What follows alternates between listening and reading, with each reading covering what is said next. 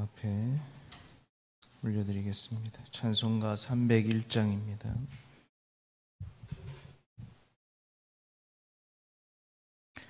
찬송가 301장입니다. 지금까지 지내온 것 주의 크신 은혜라. 한이 없는 주의 사랑 어찌 이루 말하랴. 자나깨나 주의 손이 항상 살펴주시고 모든 일을 주 안에서 형통하게 하시네. 몸도 마음도 연약하나 세임받아 살았네. 물 붓듯이 부으시는 주의 은혜 족하다.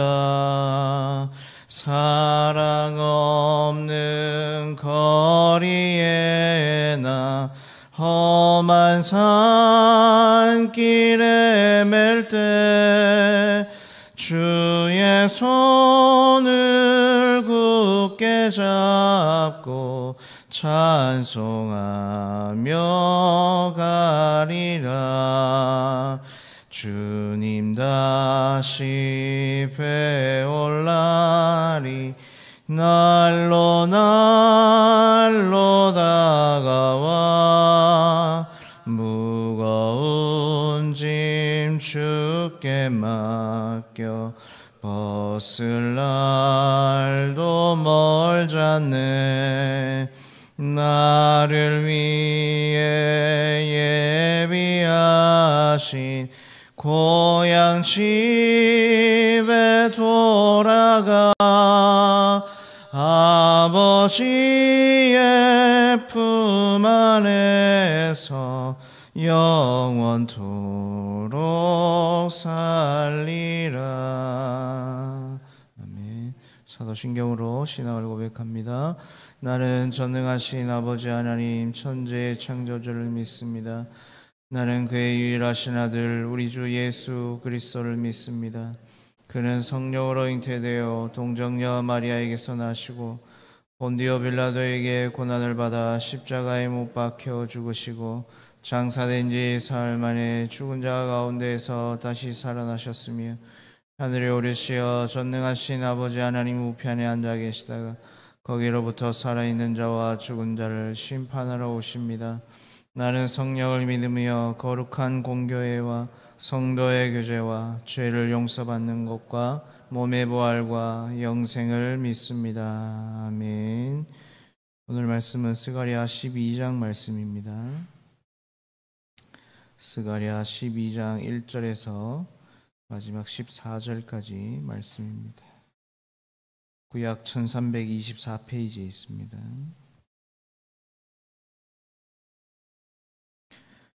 스가랴 12장 1절에서 14절까지 말씀입니다. 한 절씩 나누어서 교독합니다. 제가 먼저 1절 읽겠습니다. 이스라엘에 관한 여호와의 경고의 말씀이라. 여호와 곧 하늘을 펴시며 땅에 터를 세우시며 사람 안에 심령을 지으시니가 이르시되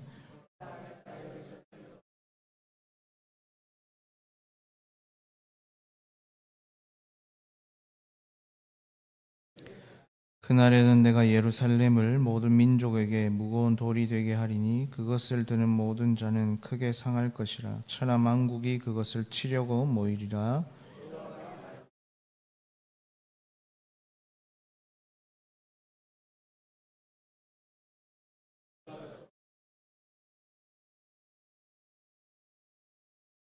유다의 우두머리들이 마음속에 이르기를 예루살렘 주민이 그들의 하나님 만군의 여호와로 말미암아 힘을 얻었다 할지라.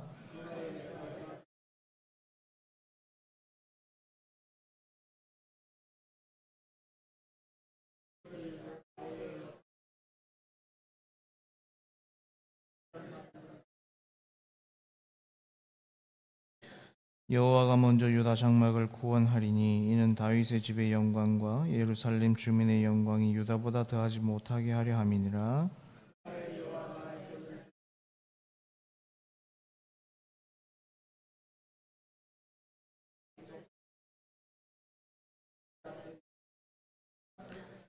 예루살렘을 치러 오는 이방 나라들을 그날에 내가 멸하기를 힘쓰니라.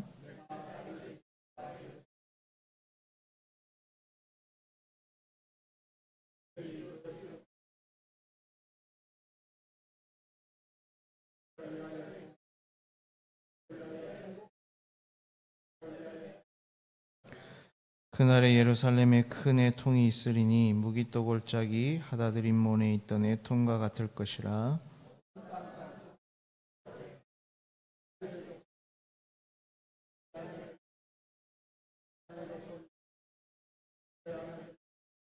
레위의 족속이 따로하고 그들의 아내들이 따로하며 시므의 족속이 따로하고 그들의 아내들이 따로하며 모든 남은 족속도 각기 따로하고 그들의 아내들이 따로하리라. 아멘. 예, 오늘부터 우리가 보게 되는 12장부터 이제 마지막 14장까지가 남아 있는데요. 이 14장까지는 스가랴가 보여주는 이제 마지막 날에 대한 궁극적인 승리에 대한 그런 말씀입니다. 그러니까 외적인 회복과 내적인 회복이 어떻게 이루어지는가, 또 십자가, 예수님의 십자가의 구원 사건은 우리를 어떻게 하나님의 나라로 인도하는가를 잘 보여주는 말씀이 오늘 우리가 읽었던 12장부터 시작해서 14장까지의 말씀 가운데 드러나 있습니다. 그 중에서도 오늘 이제 12장의 말씀은 완전한 하나님의 회복에 대해서 선포를 하고 있는 그러한 말씀입니다. 지금까지 이스라엘이 한 번도 누려본 적이 없는 완전한 평화와 그 다음에 완전한 회복을 말하고 있는데, 문제는 지금 이스라엘은 그 회복을 볼 수 있습니까? 못 본다는 것입니다. 이제 포로에서 돌아와서 아직 나라는 이제 정비되지 않은 상태이고, 여전히 성전과 성벽은 다 회파되어 있고, 적들은 계속해서 이스라엘을 넘보고 있고, 주의 열광들은 언제든지 이스라엘을 지금 집어삼키려고 하는 그런 상황 가운데 있습니다. 거기다가 경제적으로도 궁핍하고 앞으로 어떻게 살아갈까 막막한 지금 그러한 상황 가운데 이스라엘이 놓여져 있는 것입니다. 그러니까 우리로 말하면 마치 일제강점기 시대처럼 전혀 앞이 보이지 않는 그런 캄캄한 상황 속에 있는 것이 바로 이스라엘 백성들의 현실입니다. 그런데 바로 이때 하나님은 스가랴를 통해서 앞으로 이루어질 그 회복의 청사진을 보여주면서 이제 말씀으로 이스라엘을 다시 한 번 더 일으키고 있는 것입니다. 반드시 완벽한 회복이 이루어질 그때가 온다. 그러니까 지금 주저앉아 있으면 안 된다라고 하는 그 신앙과 믿음을 독려하는 하나님의 말씀이 이제 오늘 12장에 드러나 있습니다. 먼저 1절에 보시면 이렇게 갑니다. 이스라엘에 관한 여호와의 경고의 말씀이라 이렇게 합니다. 이 경고라는 말이 이제 원어로 마사라고 하는데, 언뜻 보면 이제 지금 12장 전체에 흐르고 있는 회복이라는 주제에는 맞지 않는 그러한 단어처럼 보입니다. 근데 이 마사라는 경고라는 단어의 본래의 뜻은 무겁다라는 뜻을 갖고 있습니다. 그러니까 지금 이 경고라는 단어를 쓴 이유는 뭐냐 하면, 지금부터 하나님이 말씀하시는 이 말씀을 무겁게 받아들여야 된다는 것입니다. 절대로 가볍게 들어서는 안 되고 허무맹랑한 이야기가 아니라는 것이죠. 경청하고 무겁게 받아들여야 된다. 그 말씀의 무게를 지금 표현하기 위해서 이 마사라는 단어를 쓴 겁니다. 그래서 참고로 말씀을 드리면 하나님의 영광이라는 단어도 보면 카보드라고 하는데, 이 단어도 원래는 무겁다라는 뜻을 갖고 있습니다. 그러니까 하나님의 영광 앞에 서면 그 마음을 무겁게 진중하게 가지고 그 하나님을 바라볼 수 있어야 된다라는 것으로 쓰는 것이죠. 그럼 이제 오늘 1절에 왜 이 말씀, 이 경고의 말씀을 무겁게 받아들여야 되는가? 1절에 봤더니 여호와가 어떠한 분이시냐라고 설명을 하고 있냐면, 하늘을 펴시며 땅에 터를 세우시며 사람 안에 심령을 지으신 분이시기 때문이다, 이렇게 말씀을 합니다. 그냥 여호와라고 해도 충분히 아는데 거기에다가 이제 하늘을 펴시며 땅에 터를 세우시고 사람 안에 심령을 지으셨다라는 것을 강조하는 것은, 지금 이 여호와, 그러니까 이스라엘 백성들이 바라보아야 될 여호와가 누구라는 것입니까? 천지를 창조하신 하나님이시다라는 것을 강조하는 겁니다. 왜 이것을 강조합니까? 천지를 창조하신 그 여호와 하나님이 새로운 창조를, 새로운 회복을 못하겠느냐라고 묻는 것입니다. 지금 너희의 눈앞에 보이는 그 혼돈과 그 다음에 암흑과 같은 어둠과 무질서, 그것은 바로 하나님이 온 우주를 만드실 때 태초의 모습과도 닮아 있다는 겁니다. 그러나 하나님은 반드시 그 태초에 어떻게 하셨습니까? 하늘과 땅을 지으시며 천지를 창조하신 분이시다라는 겁니다. 즉 하나님이 만지시면 하늘을 펴시고 땅에 털을 세우고 사람의 심령, 르아프라고 하는데 그것을 불어넣는다. 즉 다시 시작할 수 있다라고 하나님께서 말씀을 하는 겁니다. 2절에 보시면 보라 내가 예루살렘으로 그 사하면 모든 민족에게 취하게 하는 잔이 되게 할 것이라. 예루살렘이 에워싸일 때 유다에까지 이르리라. 이렇게 갑니다. 취하게 하는 잔이라는 표현이 나옵니다. 이 취하게 하는 잔의 의미가 무엇입니까? 여러분 술이 잔에 들어가 있으면 어떻습니까? 언뜻 보면 만만해 보입니다. 그렇죠? 이거 뭐 별것 아닌 것 같고 이것 마신다고 해서 뭐 어떻게 되겠느냐라고 생각할 법한 아무것도 아닌 것 같은 그런 잔 같지만 그 속에 있는 술을 마시는 순간 어떻게 됩니까? 그 술이 우리의 온몸을 지배하게 됩니다. 취하게 되고 결국에는 쓰러지게 된다는 겁니다. 그러니까 지금 이 표현은 예루살렘이 절대로 만만치 않게 된다라는 것입니다. 내가 너희와 함께하면 모든 민족을 취해서 쓰러뜨리게 할 수 있다라는 것입니다. 단순히 예루살렘 한 도시가 아니라 모든 민족에게, 즉 유다를 넘어서 모든 민족에게 막대한 힘을 발휘할 수 있도록 하나님께서 어떻게 하신다는 겁니까? 예루살렘을, 이스라엘을 지키시겠다. 그 말씀을 하고 있는 겁니다. 그러면서 3절에 보시면 이제 그날이라는 표현으로 시작을 합니다. 그날에는 내가 예루살렘을 모든 민족에게 무거운 돌이 되게 하리니 이렇게 갑니다. 이 그날이라는 표현이 이제 자주 등장을 하는데 읽었던 3절, 4절, 6절, 8절, 9절에서 계속해서 이 그날이라는 표현이 등장을 합니다. 이 그날을 계속해서 반복해서 쓰는 이유가 있습니다. 왜냐하면 지금은 어떻습니까? 사실은 별 볼 일이 없는 상태이기 때문에 그런 겁니다. 힘도 없고 나라도 엉망이고 아무것도 기대할 수 없다는 것이죠. 그런데 그날, 즉 하나님이 함께 하시는 그날에는 어떻게 달라진다는 겁니까? 그곳에 소망이 있고 완전한 회복이 이루어진다라는 것입니다. 그래서 여러분 우리가 성경에서 그날에라는 표현이 나오면 항상 뭘 생각해야 되냐면 지금 우리의 눈에는 보이지 않지만 완전히 임하게 될 하나님의 그 나라, 하나님의 그날, 그래서 우리가 소망하고 바라보아야 될 그날, 바로 그것을 우리가 기억해야 된다라는 것입니다. 즉 하나님이 우리와 함께 하시고 동행하겠다고 하는 그 확실한 언약이 담겨 있는 표현이 뭐냐면 바로 이 그날이라는 표현입니다. 이 약속의 그날을 위하여 이미 하나님은 어떻게 하십니까? 우리 가운데 오셔서 이미 착한 일을 우리 가운데 심령 안에서 시작하셨고 반드시 그날에 그것을 이루신다는 겁니다. 언제까지입니까? 그리스도 예수의 날까지. 그래서 그 모든 약속이 이제 함축적으로 들어가 있는 것이 바로 이 그날이다라는 것입니다. 그런데 바로 그날에 3절에 보시면 어떠한 일이 일어나느냐? 내가 예루살렘을 모든 민족에게 무거운 돌이 되게 하겠다 말씀합니다. 2절에는 취하게 하는 돌이 나오고 3절에는 무거운 돌이다, 이렇게 취하게 하는 잔이었고 2절에는 3절에는 무거운 돌이 되게 하겠다 말씀을 합니다. 이스라엘 안에서 돌은 하나님의 신성을 상징하는 것입니다. 그러니까 모든 것은 다 바뀌어도 돌은 바뀌지 않는다는 것이죠. 바람이 불면 집도 무너지고 길도 바뀔 수 있지만 돌은 변함이 없다라는 겁니다. 그래서 광야와 이 사막에서의 돌은 변함없는 하나님의 신성을 가리키는데 오늘 말씀에는 그냥 돌이 아니고 무거운 돌입니다. 그러니까 이 무거운 돌이라는 것은 이 돌을 우습게 생각하고 들려고 하는 자들은 크게 상하게 된다라는 것입니다. 어느 정도 상하게 되느냐? 천하만국이 모여서 그들을 대적할 정도로, 그 정도로 강력하게 지금 하나님이 이스라엘을 지키시겠다, 회복시키겠다라고 약속의 말씀을 하고 있는 겁니다. 근데 여러분 이스라엘 입장에서 본다면 이게 참 말이 안 되는 허무맹랑한 이야기로 들릴 수도 있습니다. 왜 그렇습니까? 이스라엘이 지금 얼마나 약한 상태입니까? 하나님의 백성이라고 할 만한 모든 근거가 사라졌고 성벽과 성전은 이미 다 무너졌고 그래서 겨우겨우 포로에서 돌아왔는데 과연 이러한 말씀들이 위로가 될까요? 쉽지 않을 것입니다. 그래서 지금 누가 직접 말씀하고 있는 겁니까? 천지를 지으신 하나님이 1절에서 말씀을 하고 있다. 약속한다라고 이야기를 하고 있는 겁니다. 무슨 말이냐면 어떤 권력자가 와서 아니면 어떤 돈이 많은 사람이 와서 그냥 힘이 있는 어떤 사람이 와서 이스라엘 보고 으쌰으쌰 하자고 하면 처음에는 좋을 수 있겠지만 결국엔 실망하겠죠. 왜냐하면 그것들을 다 일으킬 수는 없으니까. 그런데 지금 하나님이 직접 이스라엘을 이렇게 보호하고 회복시켜 가겠다라고 하는 이 약속의 말씀을 보여주므로 결국 회복은 누가 일으키느냐? 뭡니까? 하나님이다. 그것을 지금 보여주고 있는 것입니다. 그래서 이제 4절부터 좀 더 구체적으로 하나님께서 말씀하십니다. 여호와가 말하노라 그날에 또 나오죠. 내가 모든 말을 쳐서 놀라게 하며 그 탄자를 쳐서 미치게 하되 이렇게 갑니다.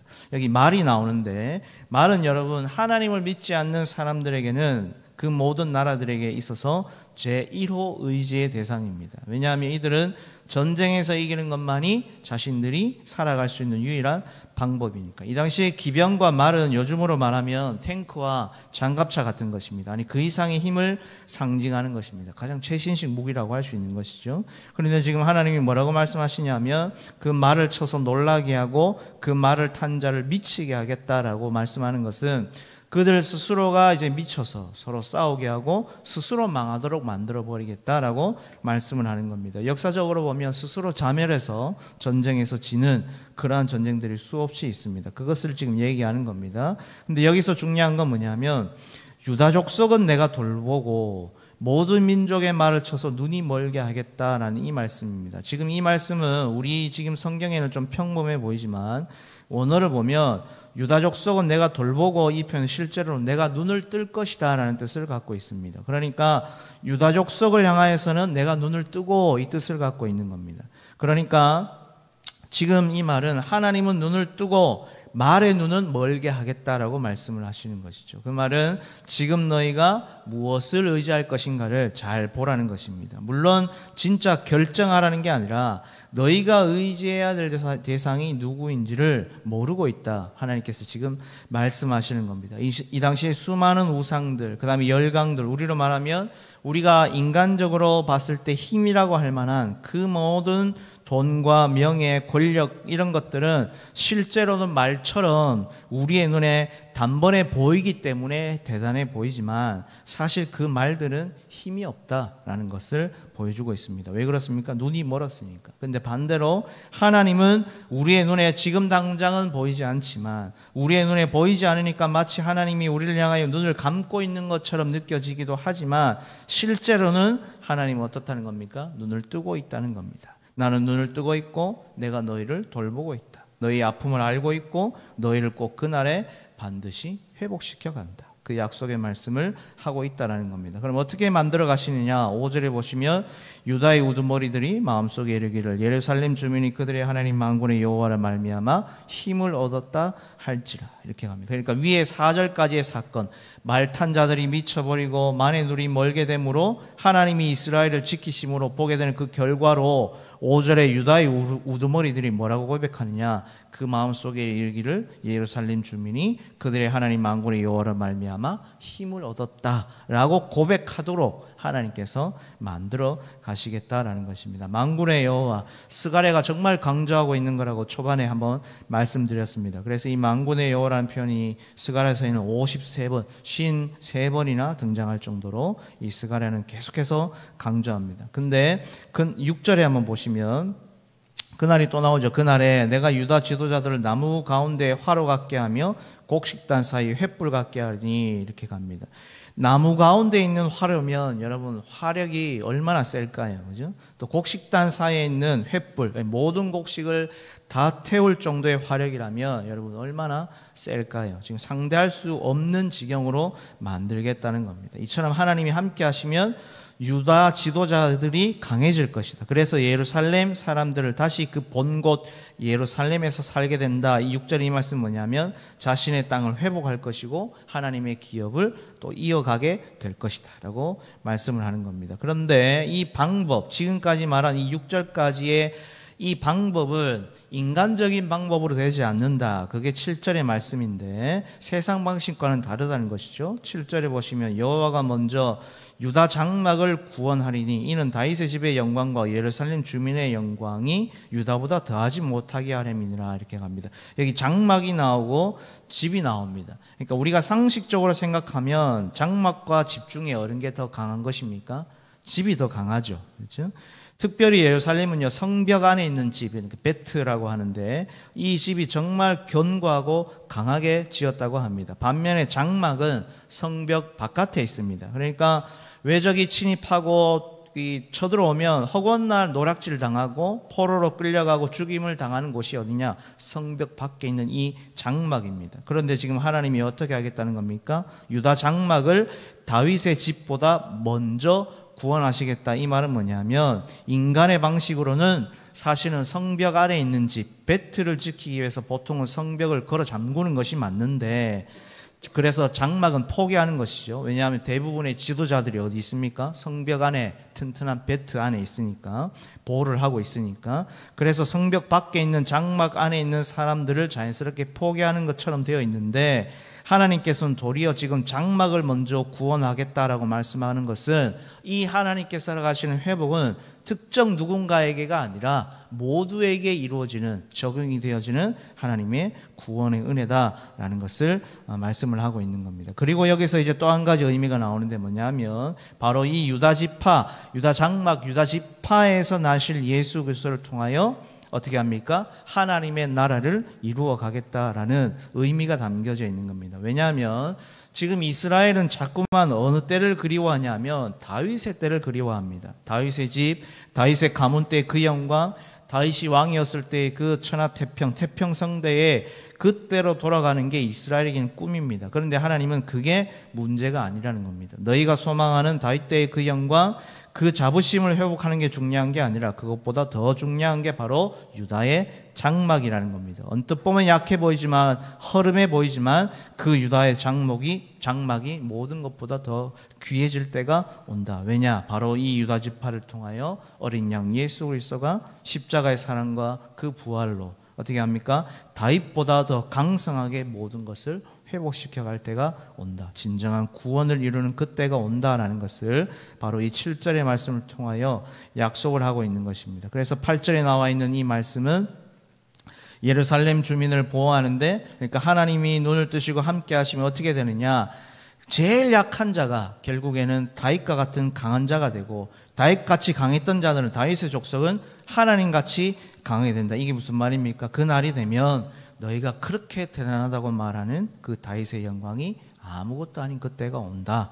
그 말씀을 하고 있다라는 것입니다. 그렇게 해서 이제 이 9절까지는 보시면 하나님께서 예루살렘을 회복시키는 약속의 말씀이 나옵니다. 그런데 이 말씀을 여러분 단순히 그냥 예루살렘을 향한 이스라엘을 향한 약속으로만 보면 안 됩니다. 지금 이 말씀은 아직도 이스라엘은 이 말씀을 굉장히 국수주의적으로 받아들입니다. 그러니까 모든 나라는 하나님이 다 버렸고 이스라엘만 구원하신다 이렇게 생각을 하는데 그러나 이것은 육적인 이스라엘이 아니라 영적인 이스라엘인 오늘 저와 여러분을 향한 약속의 말씀이기도 하다라는 것을 우리가 기억해야 됩니다. 그래서 이것은 하나님을 믿는 우리 모두에게 주시는 궁극적인 하나님 나라의 회복이다라는 겁니다. 그런데 마지막으로 중요한 게 있습니다. 이 9절까지 보면은 정말 군더더기 없이 정말 좋습니다. 그죠? 그런데 10절부터 분위기가 완전히 바뀝니다. 왜냐하면 회복을 이야기하는데 뭐가 나오냐면 애통과 통곡이 나옵니다. 10절 말씀만 보시면 내가 다윗의 집과 예루살렘 주민에게 은총과 간구하는 심령을 부어주니 그들이 그 찌른 바 그를 바라보고 그를 위하여 애통하기를 독자를 위하여 애통하듯 하며 그를 위하여 통곡하기를 장자를 위하여 통곡하듯 하리로다. 통곡과 애통이 나옵니다. 그 전까지는 하나님의 회복을 약속하면서 약한 자가 다윗처럼 되고 다윗 족속은 하나님같이 강해지고 너무 좋은데, 그런데 지금 하나님께서 갑자기 통곡과 애통하라라고 말씀을 합니다. 그 말은 지금 하나님이 보실 때 이 앞에 9절까지의 그 회복보다 더 중요한 회복이 있다라는 것입니다. 하나님의 백성이 근본적으로 회복해야 될 회복이 있는데, 그게 뭐냐? 그 찌른 바 그를 바라보고 그를 위하여 애통하고 통곡하는 이것이다 라는 겁니다. 그 찌른 바 할 때 여러분 갖고 있는 성경에 보시면, 각주가 있는 성경에는 괄로에서 1번이라고 되어 있고 밑에 보시면 나를 이렇게 되어 있습니다. 그러니까 하나님이 말씀하시는 거니까 이런 거죠. 지금 하나님 나를 찌른 바 이렇게 되는 것입니다. 그 말은 이 나가 누굽니까? 예수 그리스도를 상징하는 것입니다. 그러니까 우리가 예수님을 찔렀다는 것이죠. 우리가 하나님을 찔렀다는 겁니다. 하나님의 손과 발을 창으로 찌르고 그분의 옆구리를 찔러서 물과 피가 쏟아지고 그 예수 그리스도의 그 머리는 가시면류관으로 찔러서 그분의 피가 뿜어져 나오는 십자가의 죽음을 이야기하는 겁니다. 그런데 그 죽음이 누구를 위한 죽으심이냐? 바로 우리를 위한 죽음이라는 것입니다. 그러니까 예수님이 나를 위해 죽으셨다는 것을 깨닫고 우리가 찌른 바 그것을 바라보고 애통하는 것이 바로 하나님이 가장 원하시는 근본적인 회복이라는 겁니다. 정리하면 나라가 부강해지고 전쟁에서 승리하고 돈을 많이 벌고 부유해지는 그것이 회복이 아니라, 그것은 하나님이 언제든 할 수 있는 것인데, 그것보다 더 중요한 게 뭐냐? 내가 예수 그리스도를 찌름으로, 다른 말로 하면 내가 하나님을 떠난 죄인이었다는 것을 깨닫고 이스라엘이 먼저 애통하며 통곡하는 것, 그것이 바로 하나님이 원하시는 회복이다라는 것을 말씀하고 있다라는 것입니다. 이게 왜 중요합니까? 내가 죄인이라는 것 안에는 그 어떠한 것도 내 힘으로는 할 수 없다.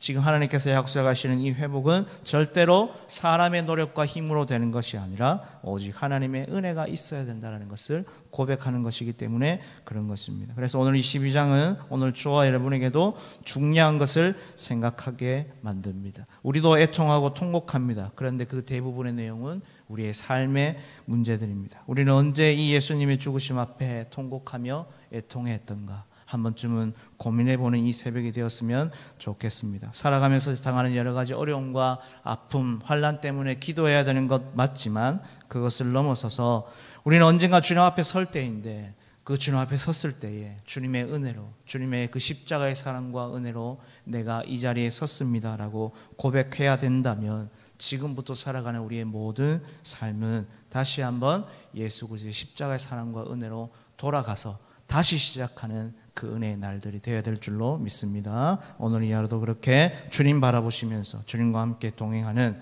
복된 한 날 될 수 있기를 소망합니다. 기도하겠습니다. 하나님 아버지 감사합니다.